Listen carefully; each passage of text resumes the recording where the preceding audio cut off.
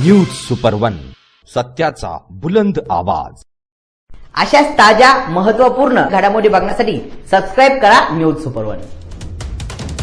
रब्बी हंगामात पिकांना पाणी देण्यासाठी शेतकरी धावपळ करत असताना मुरबाड तालुका पैठण शिवारात एकाच रात्री तब्बल 8 शेतकऱ्यांच्या सौर ऊर्जा पंपाच्या सर्व्हिस वायरची चोरी झाल्याची धक्कादायक घटना गुरुवार दिनांक 26 रोजी सकाळी उघडकीस आली आहे। या घटनेत सुमारे 23,000 रुपयांचा मुद्देमाल लंपास झालाय।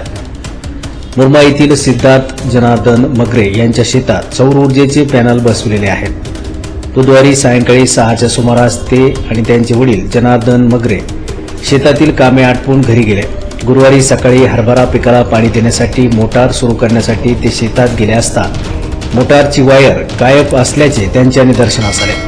सौर ऊर्जा यंत्रणेची पाहणी केली असता अज्ञात चोरट्यांनी सर्व्हिस वायर चोरून नेल्याचे स्पष्ट झाले।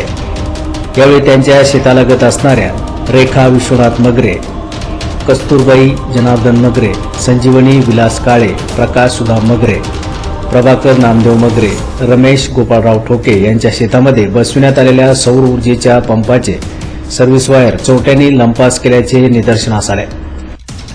या प्रकरणी अज्ञात चोरट्यांविरोधात पाचोड पोलीस ठाण्यामध्ये गुन्हा दाखल करण्यात आला असून पुढील तपास सहाय्यक पोलीस निरीक्षक सचिन पंडित यांच्या मार्गदर्शनाखाली सहाय्यक फौजदार गोविंद राऊत, ताराचंद घडे हे करीत आहेत। सध्या उन्हाळा सुरू झाला आहे, त्यामुळे अज्ञात व्यक्ती शेतामध्ये पाणी शोधण्याच्या बहाण्याने येतात, मध्यरात्री चोरी करतात। शेतामध्ये कोणत्याही शेतकऱ्यांनी मौल्यवान वस्तू ठेवू नये।